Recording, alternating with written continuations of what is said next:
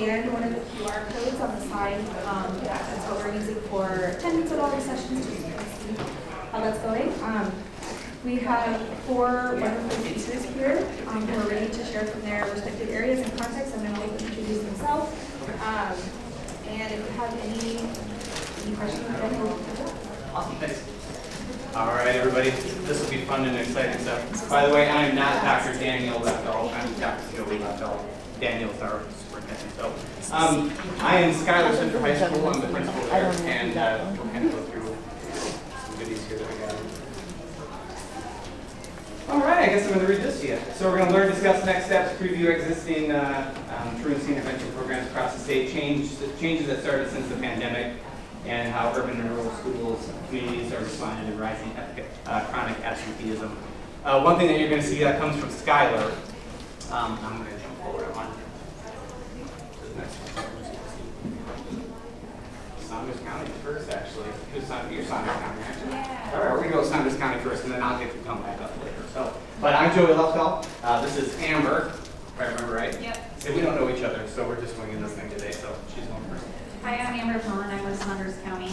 I'm the program director there, so we do multiple programs, including truancy, diversion. We have an early intervention program called Arrive, and then we also do grant and case management for youth mental health, and we run our community response. So we're a one-stop shop. So today I'm going to talk to you guys about our Arrive program, and I think how we decided we're going to do this is we're each going to discuss our program, and then we're going to open it up for questions. If you guys don't have questions, or you even have ideas or feedback, we are open to all of that. And if you don't have questions, we have a list, so don't feel pressured either, okay? All right, so we named it Arrive. I did not make this name. It was made before I came about 6 years ago. Absence reduction resources, increasing valuable education. Nobody knows what it means. They just call us Arrive. And how we do Arrive is we do early intervention. So we're really lucky we get CV dollars, and then our county also sees truancy as an overall issue that impacts the county later in life. So our county actually funds 8 of the 40 hours in the work week. And they also provide full-time benefits. So our county is pretty amazing. They also fully fund our youth services office because they really think that helping youth is impactful in the future cost of our county. So we're very lucky with our county. Anyway, so when they are referred, we actually have an interlocal agreement with all of our schools. And so that gives us access to their Power School or whatever online system they use. We are basically their attendance officer as it serves in the state statute and in their handbooks. So we have 6 schools that we serve, including the private Catholic school. So we're very busy. We average between 100 and 140 students, and we have different levels that we put them on based on their level of need. We also utilize grant dollars and other community resources to offer therapy and those other items based on their needs. So we do a responsivity model based on the youth. We also utilize the SRA, and we have the parent and child do that. So we actually get involved at that 5 to 7 missed absence mark, which is super early, and not a lot of people have that ability to do that. But we provide that. So this isn't if you just miss 5 to 7 and they don't have consort. Like our schools know our kids. So it's 5 to 7 and they know this is like an issue. They know there's substance use or mental health or they have a serious concern. Then we get involved.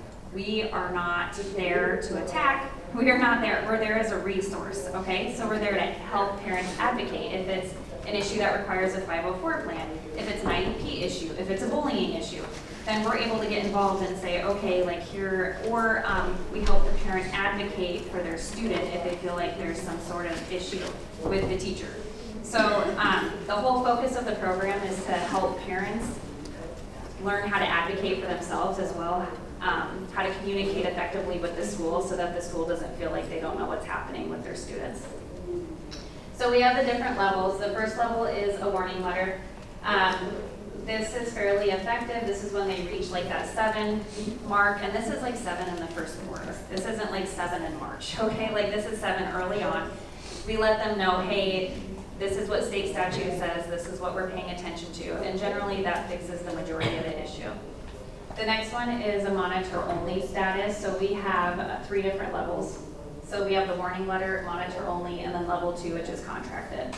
Level 1 is monitor only, and that means that we are going to be meeting with the student and the parent initially, just to discuss with them the concern, figure out what we need to do to alleviate it. We use a lot of informals. Transportation is a huge issue. So we actually have people who are willing to give money to help fix the car, repair the tire. Neighbors that we can communicate with. We get releases so that we can have a neighbor drive the student. So we're able to work on those issues, being a smaller county and pretty close to neighborhoods. So monitor only, they will keep them on generally in a semester. That's the other difference with our program, which JGI doesn't super love, right? We keep them on a full semester to ensure that it's actually effective. So not just a quarter. And we have the ability to do that. Not every program does. If they are not successful there, then we move them to contracted. When they do contracted, this is that 15 plus absences. We get an attendance plan, we get services in place, and we really focus on what we need to do. We also are meeting with them weekly. So she doesn't go and take them out of class. She'll go and take them like at lunch, or she'll meet with them during those time periods. She'll also sit and meet with them to get them caught up on schoolwork. So she'll take them out of art if they're failing core classes. We also focus on GPA, which also makes us a little bit different, but fixing their attendance doesn't always fix their grades, and their grades are what's gonna get them graduated. So we focus on that portion too. If they fail all of that, they're not successful, we do a county attorney hearing. And a county attorney hearing, we sit down with the county attorney, the school, the parents, the youth, and then I'm there as well. And everybody kind of says their side of what's going on and how they feel like things have progressed and what they feel like they're missing and what they're needing. The county attorney utilizes this meeting to determine then if they're going to send them to diversion, if they're going to file on them in court, or if they're going to stay with the RIVE and the family now is going to continue to make action because the county attorney is like, this is the last warning. These have been extremely effective. Extremely effective. We do not ever get to the point of filing. I think we average 1 to 3 filings a year. Prior to the implementation of this model, we were between 17 and 20 a year. So we feel like it's been very effective for our county. It also gives the parents an opportunity to work with all of us together, including the county attorney, so that they don't see us as a bad guy. Like, we are here to help you, but your kid has to go to school. Like, we have to go to work with a headache. And we're really focused on that. In the future, you have to take care of this. If you have a stomach ache, you still have to go to work. Like, you can't be unemployed laying in your house all day, right? So we really focus on, you can have this issue, but is it making attendance impossible or impractical? Can you take some Midol for your cramps? That's a huge one. Can you take a leave for your headache? And can you go sit in a dark room with a lamp on at school so that you can still get those services? So we take care of all of that. And then, I think that's it. Let's see who's next. I don't know. Oh, Let's hit the button. Paul County. Paul County. Ooh. Hey, I'm Beth Clevey, and I'm from Grand Island, and I work with diversion kids in the school setting. So this is my 8th year, and I serve 2 schools, Barr Middle School and Walnut Middle School as well. So what typically happens when our kids find themselves on diversion, first-time offenders, they meet with our diversion officer. The diversion officer goes over, talks with mom or dad or their guardian, the student, finds out what their grades are, what their behaviors are like in school, etc. And then if the diversion officer thinks, yeah, this kid could probably need an additional support at school, they will send he or she to me. So then I meet with them. It just depends on the student. Maybe once a week, maybe twice a week. I have some kids that like just to drop into my office a lot more than that and say hello and waste some time. So I do my best to help them with their homework, their grades. Sometimes I have to type up, like, this is what you're missing, because a lot of the kids that I work with, I don't know if they don't check what they're missing or if their parents don't check their homework, but it just seems like there's just lists and lists. So I start small, I try and chunk it out for them. it works better if they do it with me in my office, and they kind of like that because I find that a lot of kids don't have the confidence in themselves, or they're afraid they're going to fail, so then therefore they won't try. But if they have somebody next to them helping them along, it just seems to work a lot better. I've been doing this 8 years. This fall will be my 9th year. So our target population is 10 to 19 years old. We did have somebody up at the high school. That position has not been refilled because she left and started another program at Grand Island Senior High. So right now we're just the middle schools. Attendance, I don't deal a whole lot with attendance, to be honest. I try to work with the parents and the students. I have incentives for them that diversion is, I'm very lucky that they provide me with some incentives for the kids, and they're pretty little, and they seem to work. So what a bag of Takis does for a lot of my kids, you'd be surprised. So, let's see, gang affiliation, I run into a little bit of that at the middle school level. I'm real careful with that because I know a lot of their families are in gangs too, so I try to kind of sidestep that and let the counselors do their magic and work with the kids in that way too. A lot of low self-esteem, a lot of drugs, I see, a ton of vapes, a little bit of alcohol. Trying to think what else I can tell you about the program. I switch every other day, so one day I go to one school, the opposite day I go to the other. And it's a real joy. I love doing this. I love working with the kids one-on-one. And so many of the kids that I work with seem to have classroom behavior problems.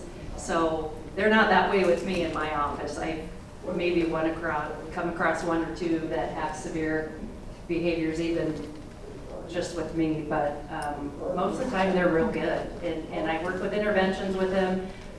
I do a lot of social skills.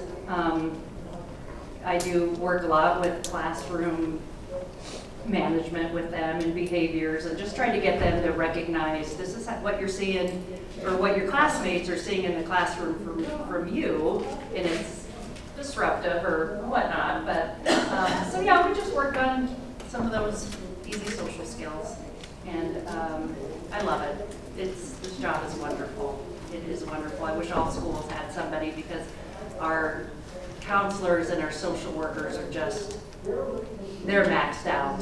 They're just maxed out with kids in our schools. So I'm kind of the go-between. You know, the social school or social worker will refer kids to me as well. And I should also say that with this intervention program, I don't always just see diversion kids. There could be, like I said, a student that just needs some social work in the classroom, you know, just social skills, and they'll, you know, the social worker will refer them to me. Just work on these few things, and I'm always happy to do that. So that's what I do. Let's see who's next. All right. Oh, it's me. There we go. Okay.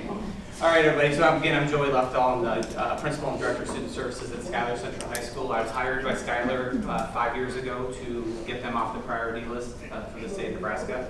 We were a school that was listed as one of the 3 lowest achieving schools in the state of Nebraska. So my job was to make sure that we found a way to get them off of that and find the gaps and areas, sorry about that, that we needed to fix. EL population was number 1, attendance was number 2, and piss poor test scores was number 3. Guess what? We didn't really fix the last one, because we have a population of, we're 90% Hispanic in our school. So I will talk to you about 9-12 for the whole time, just so you know, because I'm hitting the 9-12 high school side of it. We're known out of the country as a very safe place for kids. So we get tons and tons and tons of kids from out of the country, which is awesome. And we take them as they are. We take 20-year-olds walking into the door that have never been in school or haven't been in school since 3rd grade, and we keep them as long as we can and give them as much education as we can before they drop out or have to leave. And we will extend services for kids. We choose to do some of that work.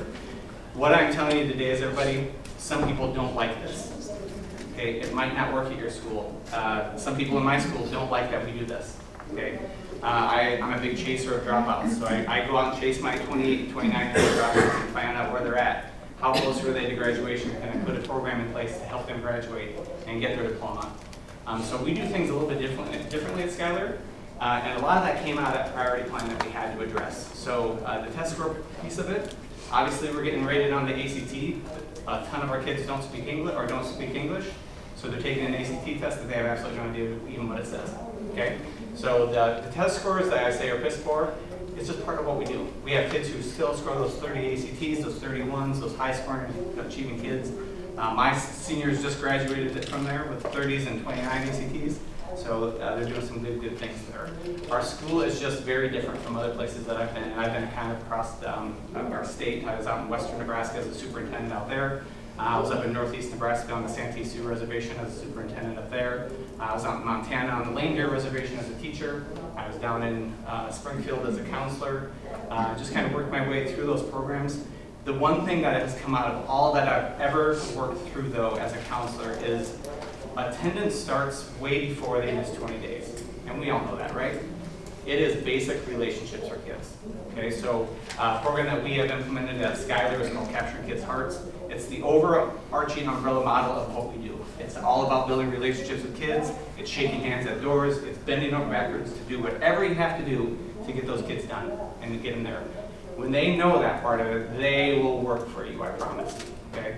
I have a funny story. I have a kid who was going to drop out on me a couple of days before graduation. He was going to graduate. He had pretty much 2 weeks left of school. And he came in and he's like, I'm just done with this. And I'm like, dude, you have 2 weeks left. Like, come on, let's finish this out. And he's like, what is the point? And I think that's what you have to really ask your school and yourselves and your communities that you're working in. What is the point of school for kids? Because right now, we have a serious issue for kids right now, especially regarding attendance. Because we have the 16, 17, 18-year-old mark, and there's not a lot that the courts are going to do. It's really, we have to do the work at the school level. So I asked this kid, I said, well, why do you think it doesn't matter? And he's like, dude, I'm making $36 an hour right now. What are you going to give me that is going to make a difference? I'm like, Jesus, that's kind of a hard answer. That's a short question to answer, you know what I mean? I'm like, all right, well, that's more than what my starting teacher's name. So I said, well, here's the deal. I know for sure that company you're working for, if you get your diploma, you'll move management. You can move to management. That's your goal then. Okay, and so we talked it out. We got him done. He came back, finished. It was great. He chose not to walk through the stage because he didn't want to take the day off because it wasn't valuable enough for him to take that $36 an hour job and walk away from it for that day. That is crazy to me. So when we're looking at how kids are operating in schools, there has to be a relationship built in your school where they want to come to you. And if it's not there, they're not coming. I'm just going to tell you, they don't care. And there's really not a ton that the courts are going to do to them that's going to stop it. We're in that situation where we have to find out how do we get kids to school. So what we did at Schuyler truly was address it, was we put in a model of recovery. So it's not punitive. It is, hey, well, it kind of is punitive. If you don't come do it, I'm going to have the board take your credits away. But on the flip side, a lot of them don't care. Because a number of our students there are really coming to our country to work. Okay, so immigration is telling them that they have to go to school. So they're going to school to cover that piece of it, and then they're staying for a couple of weeks and then dropping out and then going to work full time. So we're big about building the right program for each kid. So when we meet with these kids, we will set a part-time schedule for them. We will come up with a different plan of how they're going to get to that. So that's how we started. And initially that comes off of building the correct, and don't get me over time because I don't want to eat all your guys' time up. Because I get talking about my fingernails and we can go all day. So if we build the correct plan for these kids, they're going to come for that time that they can. If they know we're working for them, they'll work for us, right? So building that piece of it is so important. So if you build a recovery model with it, so we built a recovery. We have a Saturday school. It was in the handbook when I got there, so I just used it and ran with it. 3 hours of Saturday school counts for 1 day of recovery of attendance. Okay, that's good for your school. That's good for the kid. That's good for our teachers. So the initial part of what we did was we had to build the time. We had to get kids to understand that time is important. I came off the reservation. Time doesn't matter there. Okay, it's very fluid. It's very fluid in the Hispanic culture as well. So we had to find those pieces like, why is it important? So the first year of our plan was we're going to tell them that time is important. We're going to show them that. Every morning we're going to tell them every minute counts in your day. Every minute counts. Everything we put out, all of our newsletters, all of our announcements always say every minute counts. And every kid comes to me, yeah, I got it. Every minute counts. You know, so we're at that point now 5 years later. So the second year was how do we get that time back that's important? So we built our schedule around that. So we went from a 7-period day to an 8-period day, which gives us the ability to exit and end our days earlier on Fridays. So we have a 1:30 dismissal on Friday from 1:30 to 4:30, or 4 o'clock is recovery. So we have PLCs built in there, we have teacher retention, we have all this other good stuff that's going on, but we use it for recovery of time. So that was year 2. Year 3, now we're trying to figure out year 3, 4, 5, how do we get the education piece back into it? So now it's not just making time up, it's about recovering education before the time. So the way we have it set is all tardies that you have over the 4 years here in high school have to be recovered before you can graduate. Okay? So they come in, I have summer school going on, we have after school programming, before school programming, summer school programming, and we have the week before graduation for seniors. That's built into our schedule. So that's the time that they can recover that. That helps us with chronic absenteeism, ADA, ADM calculations for state aid. There's all sorts of good things for the school to do this, but it also shows the kids that we're really wanting to work for them. And truly, it takes time to get that. Our freshmen coming in, they know this is important. By the time they're seniors, they're here, right? They're over here.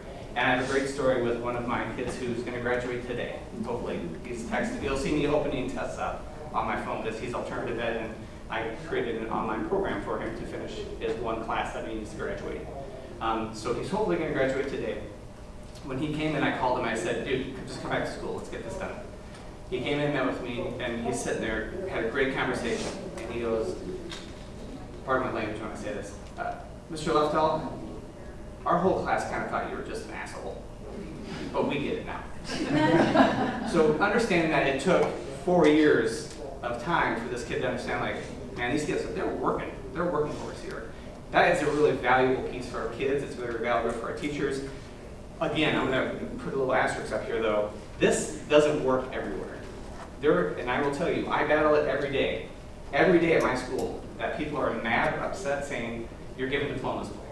You're not doing the right thing. Education's a little broken right now, and has been for a number of years.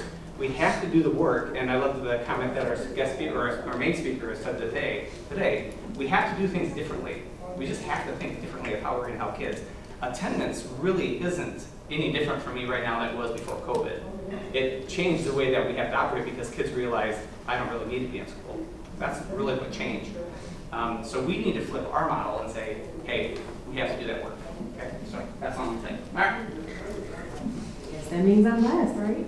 Oh, I need to change it. Oh, so you can see the chronic absenteeism there. Hello, everyone. I am Lydia Turner, the Community Navigation Coordinator for the Gold Center in Omaha, Nebraska. As everyone else up here, I do prevention-based services. However, I want to also speak today about what is prevention-based services anymore, because what are we preventing after COVID happened? I don't know how much prevention we did, because the time the youth got to us, there was so much that already happened before they got there. But anyway, we'll pick up on that. The Gold Center, our mission is to address the chronic absenteeism. We do that through case management. I won't read you every single word on here. You can find that on our website. I will tell you that what GOLS does is strategic case management services. We partner with the family. We partner with not just the parent, but the student, no matter how old they are. And we partner with the school. We provide services from kindergarten to 12th grade in every public school district in the Omaha area. There's 11 of them. We also serve in non-traditional schools and private schools. We are a very small organization, so you can imagine that our wait list stays very full in the most populated city in Nebraska with the most students, but also the most racial and ethnic disparities we see as well. Our city is extremely segregated. So whatever the issue is that is keeping a young person out of the school building, we want to step in and say, how do we educate you? How do we empower you? How do we support you and give you what you need? So even when we go away, you don't have to deal with this issue anymore. You now have the sustainability to maintain your own life the way that you see fit. That comes with educating them on, first of all, what does the law say about truancy? We all know it, whether we like it or not, that's what the law says. And then how does your specific district line up with that policy? What are they expecting of you? A lot of times we find that students, we kind of know that they don't know the expectations, but parents don't always know the expectations either. They know, hey, my kid should go to school, but they don't understand the implications of if your child doesn't come, you can be charged with educational neglect. A lot of times we sit on couches and the first thing parents want to say is, tell my kid that I'm going to go to jail because they didn't go to school. Well, it doesn't really work that way. It doesn't.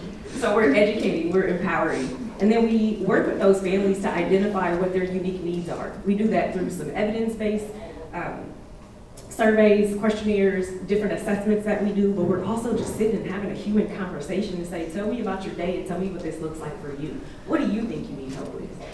One of my favorite things to tell families is, I don't fix people, I'm not Jesus. That's so not what I do. Now, if you allow me, I can help you understand what's going on and help maybe motivate you and connect you to the resources that you need to fix your own problem, but I am not here to fix anyone's life or situation. And I think when we go into it with the mindset of we are supposed to fix people, fix the kids, they have behaviors, fix the problem, well, some things we can't fix in our own life, let alone trying to fix it in somebody else's. And realistically, we're not always given the time frame to work with young people long enough to actually have sustainable change. I came from child welfare, so that was my biggest issue because I did non-court involved families, which means they didn't get removed. But if you don't do what I tell you to, you probably could get them removed. That was frustrating to me, which is how I landed in prevention-based. And now in prevention-based, like was said earlier, COVID just kind of exposed what we already knew was going on for a very long time. I don't care what the problem was, COVID probably made it worse. It probably did. And I think now we're in a climate where people are accepting things have been bad for a really long time. Let's stop lying about it. Sometimes our numbers and our data suck because the problems suck, and it's real, it happens. The data doesn't lie. We see the disparities with children of poverty, but we see it more impacted with racial and ethnic disparities, just like we talked about all day long.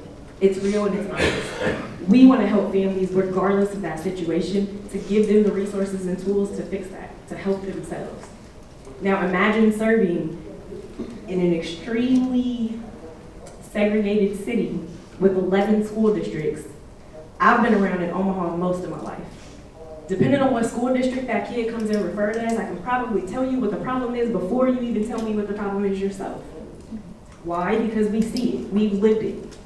I think one thing that sets goals apart is we value lived experience. What got you here today? Because I can sit here and judge you all day long and I don't know nothing about you. I don't know your family history, I don't know your dynamics, I don't know how you grew up, your education, I know nothing about you. So before I'm reading a piece of paper to tell me about a student, what they did and what they're experiencing, how about I just ask the family themselves? Imagine if I just sat and had a conversation with them. And I feel that Goals is able to give that value, give that level of support, but be the voice for those families. So when we have titled our employees as family advocates, we're there to truly advocate, but for them to learn how to advocate for themselves, because there's not very many of us that work at Goals. And if you know us, you know how many employees we have. There's not many. There's thousands of students in Omaha, Nebraska, though. We can't possibly serve them all, which is why our wait list is the way that it is. Also, just want to highlight that when I first started at Goals, about 4 years ago, our average student was missing 10% of school, because that was our bread and butter that we ran off of for 10 whole years. That's all we did. 10% missed. So we were taking the referrals at about 7 to 8 absences, and then COVID happened and we realized it wasn't good enough.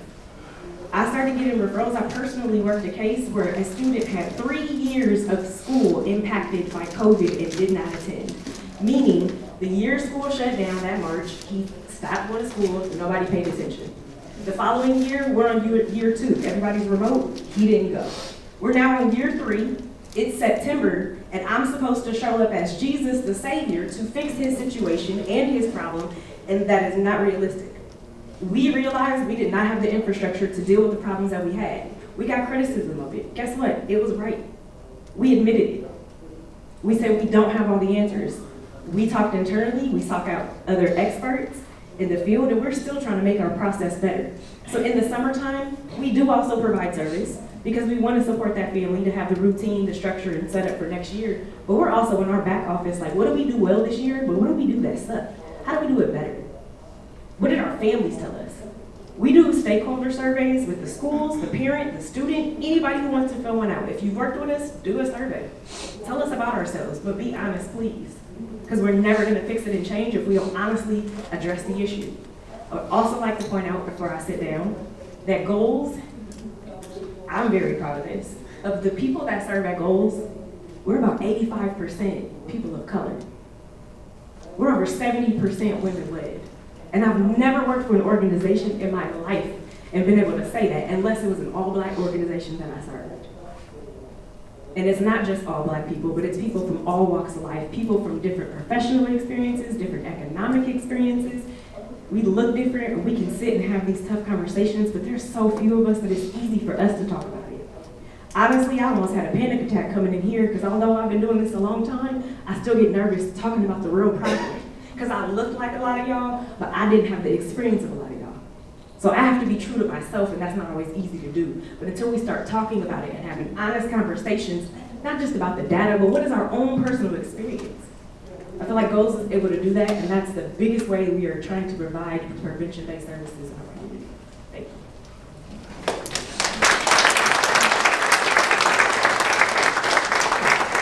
It's not like we know what we're talking about. That's pretty exciting stuff. All right, so we're kind of at a question and answer part. If you guys have some questions you want to throw up here, we'll hand the microphone around to each other. If not, we do have a bank of questions that these three awesome people figured out because I didn't give any questions. So, all right, back row, three.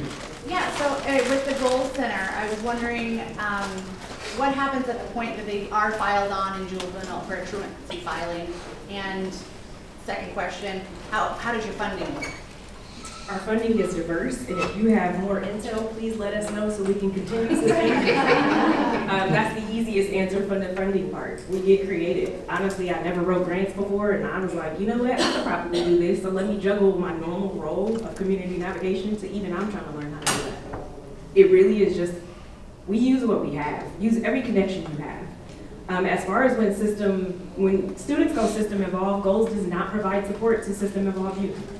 If they go to probation, we automatically have to close that case. We don't have the infrastructure. If it goes diversion, depends on the situation. We may still be able to provide service.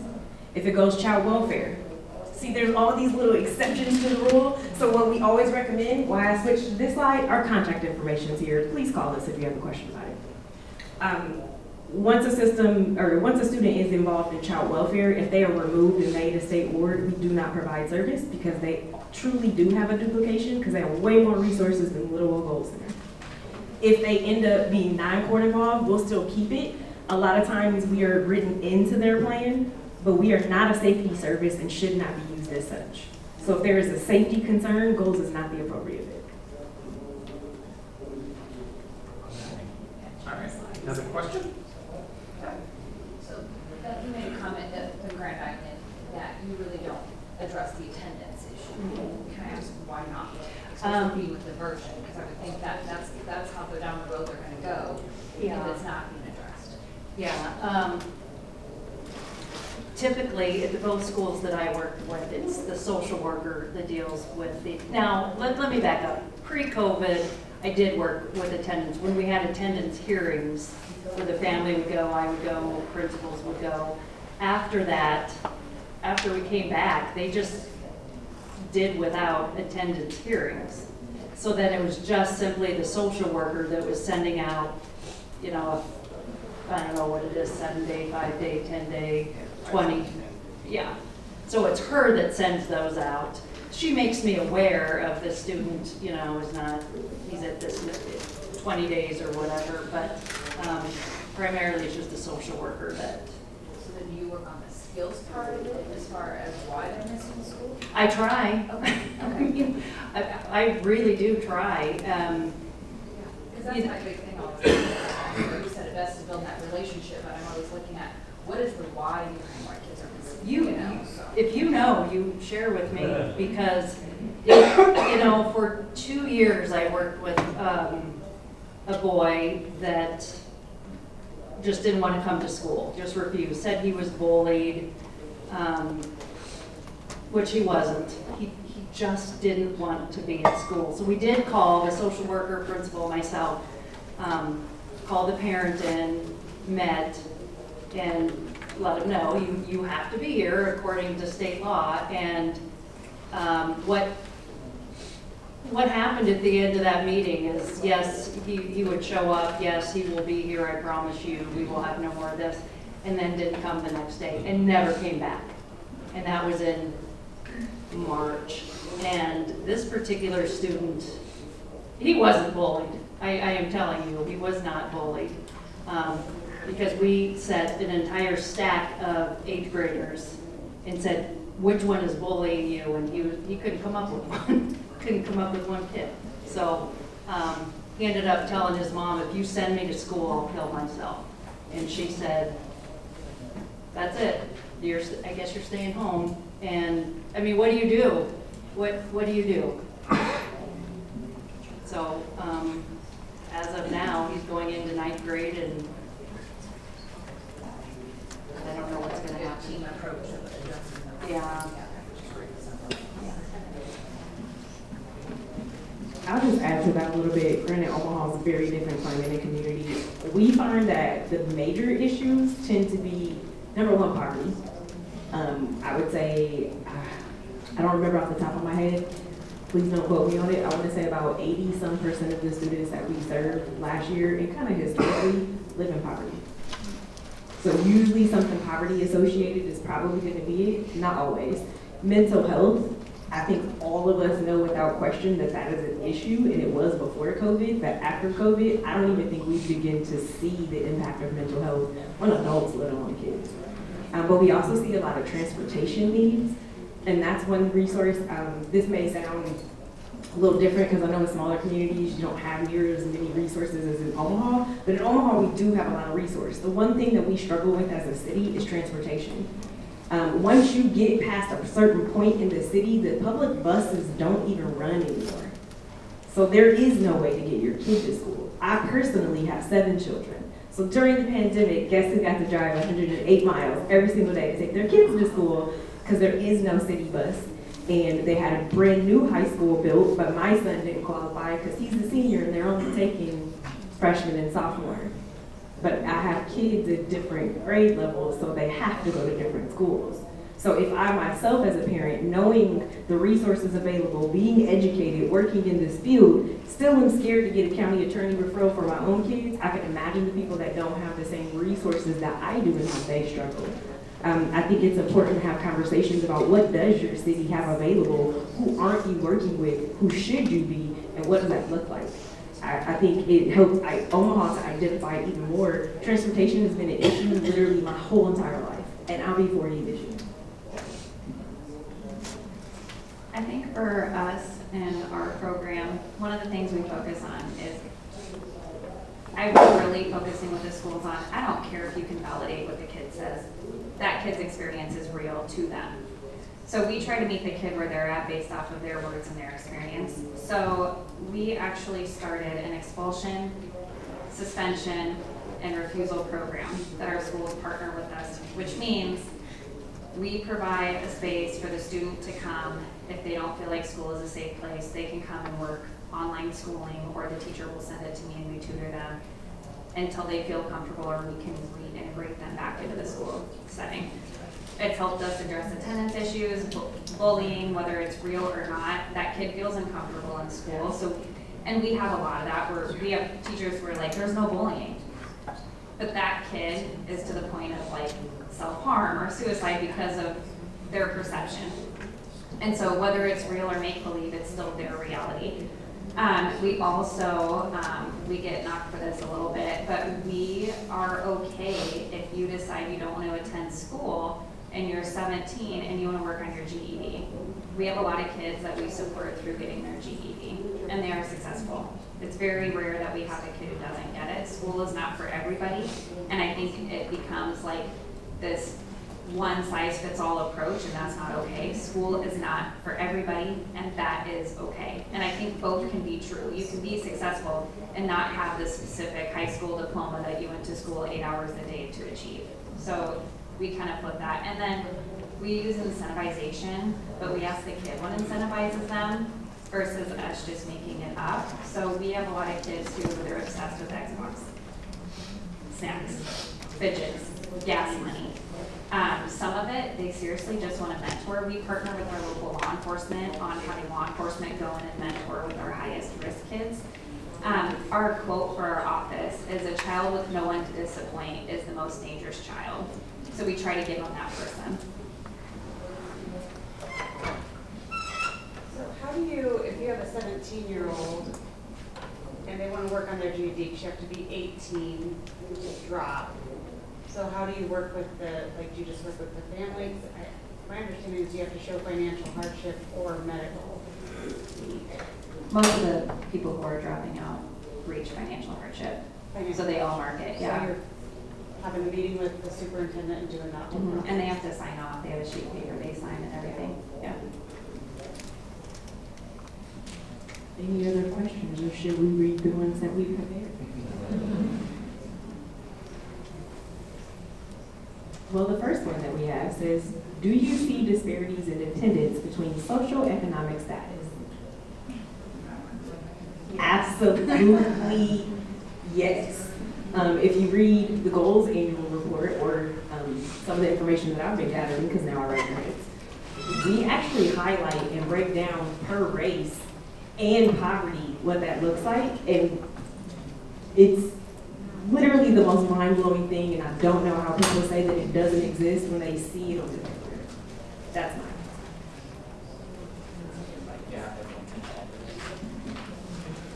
So I would say, again, we're 90% Hispanic in our high school. The majority of our kids that really fall into that chronic absenteeism are students that fall into those major numbers of chronic absenteeism. Really are kids who are struggling with addiction. Mental health, of course, a huge piece. And then we have a ton of kids that really miss school because of work. Okay, a number of our kids were brought here by coyotes to be dropped off. They're paying their way through that. They're living by themselves with a guardian, that type of thing. So they'll miss school. And I have a great story. There's one of our students, he was a 21-year-old. He was working to get graduated. He was working at the PAC in Skyler. We have a weekend month there. And he was a supervisor of like 30 people. And he would come late because he was working the third shift, so he was working overnights and would come right to school right after. And he would come like 20 minutes late, and he would come every day after school to make up his 20 minutes that he missed with me after school. And I always find it kind of embarrassing where this kid is 21 years old. I mean, he's a full-grown adult, managing people at the PAC, and he's coming in making up 10 minutes at a time for me after school. So really, it's about that relationship and putting that program in place and holding accountability to those kids to say, hey, it's important, and you owe me that time. And when you build that relationship about caring about each other, it does make a difference.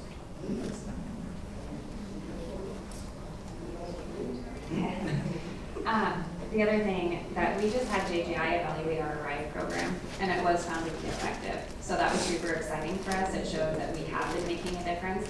And we track pre, current, and post enrollment for up to a year. So that was super exciting. But one of the things that did that was we actually go the opposite way, where white is overrepresented in our truancy population. So we have it's almost non-existent Black, African-American, Hispanic youth on the program, and it's not proportionate to our population data for our schools. And so we've done some deep diving into why that is. And one of the things we have found are students who come in, whether they're immigrants or they're of a different color, other than white, is we're finding our schools pay attention when they're not there.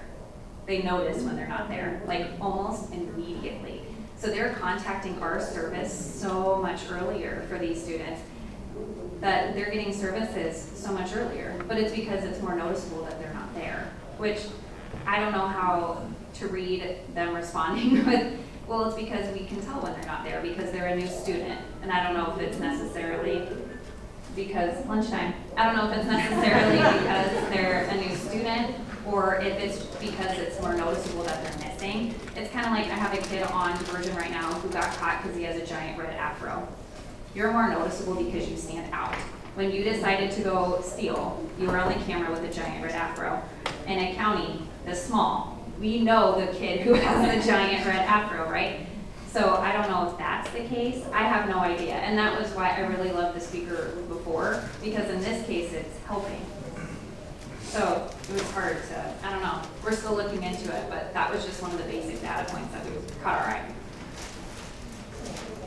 So Skylar, when you have these kids come in and they don't have a guardian, or, I mean, how do you handle that in regards to the legal sense?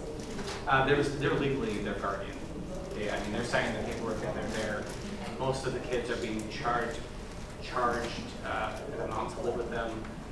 They might be paying back a fee that it costs to get them here. There's a lot of yucky stuff out there in the world, and everybody knows that. But when we have these kids come in, it really is truly their guardian. And we as a district and we as a school really take those kids and we operate that they're our kids now. And so we will go get them in the morning if we have to. We'll go try to track them down.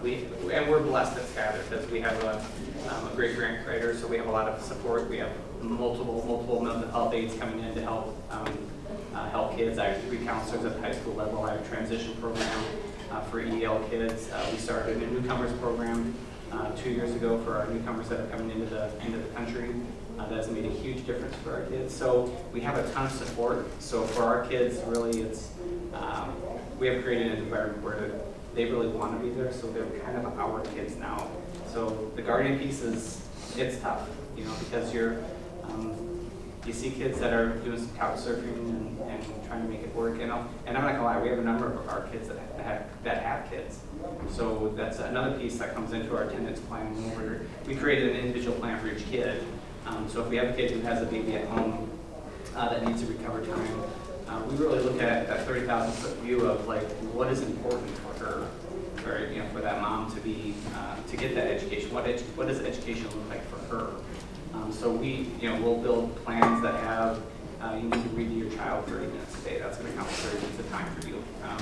Your work, you being able to balance that out and have to get that help. Getting some counseling can count for some of that time. So we really try to make that plan really specific to the kid to show that we're trying to work for them. So is there any urgency within your legal system within that county to, if you have a minor who doesn't have a guardian, maybe they came on their own, mom and dad are no longer here or something, is there some urgency to assign a guardian then to that child? Most of them will have a guardian assigned. So if parents do leave, and I'm not gonna lie to you, we have a number of our kids that don't talk to their parents or don't see their parents because their parents sent them here. So it's really just it's just different. And so we try to give them the support they can, but they have somebody signing off for them for sure.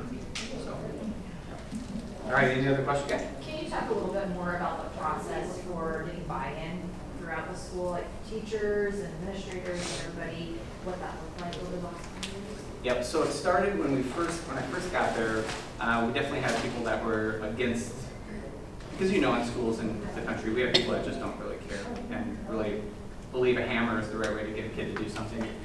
So having that conversation over and over and over that, hey, we're capturing kids' heart at school, we believe in helping kids, we believe in building relationships and doing the right thing for them, that weeds people out. People leave and you get teachers, you hire the people that fit your model.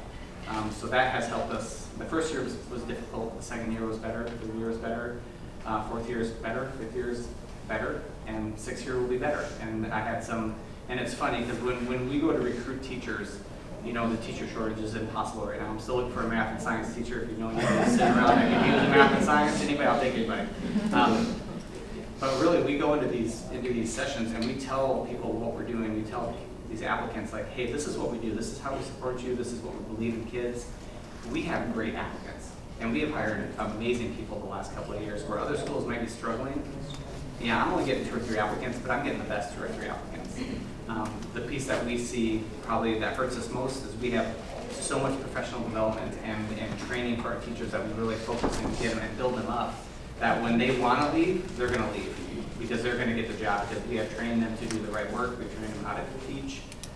We believe they have a coaching model where we do just great work with teachers. So when they walk out and go to an interview, they're talking the talk that principals want to hear. So we will have turnover that way as well, but we've been blessed to get good teachers back. But again, math, science. But if you hear anybody talking out there tomorrow, let me know. Okay. Yeah. Yes. Please.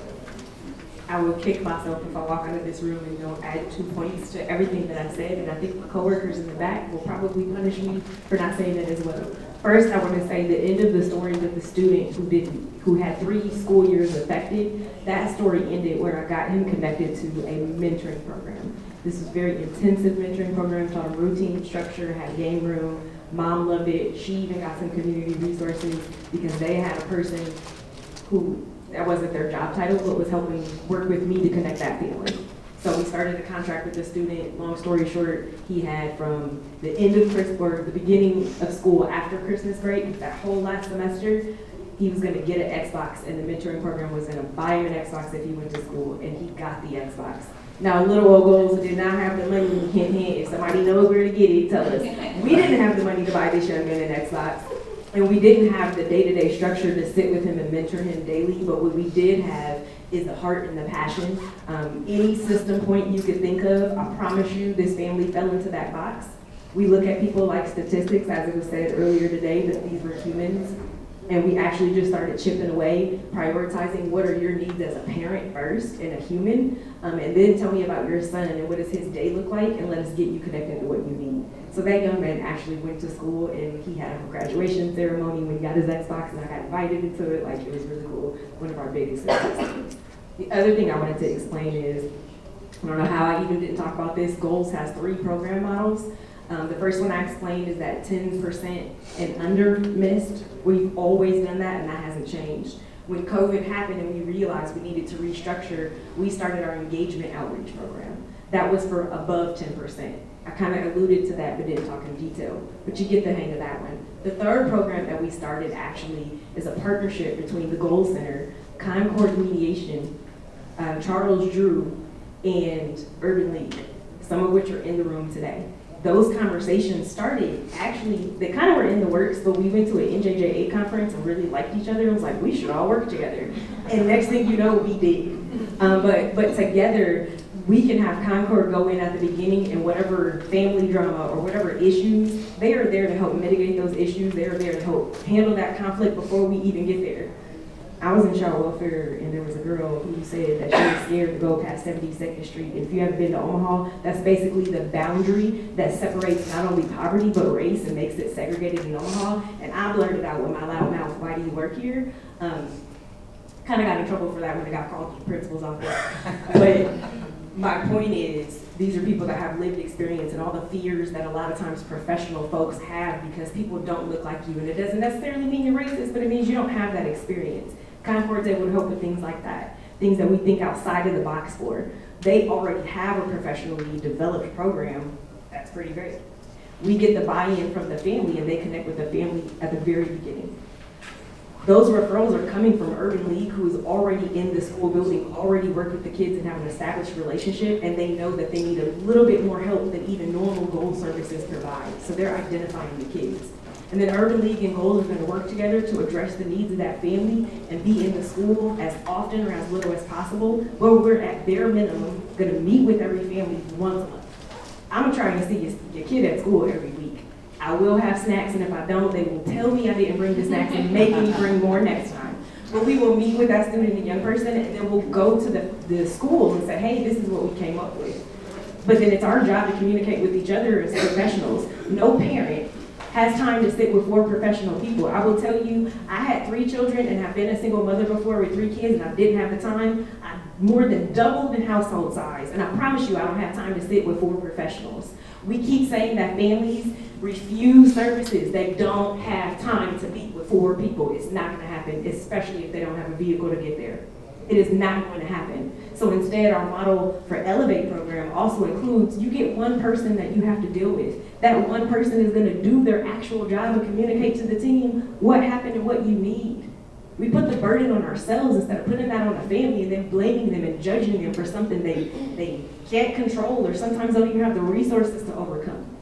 And then Charles Drew was there, so if there's any physical needs or mental health needs, not only will that family get the resources, they get some priority in when they can schedule their appointment, because everybody in the world is on the wait list after COVID. So I don't know why I didn't include that initially, but I could not walk out of this room and not say that, especially when I'm looking directly at some of the people that I serve with. So thank you.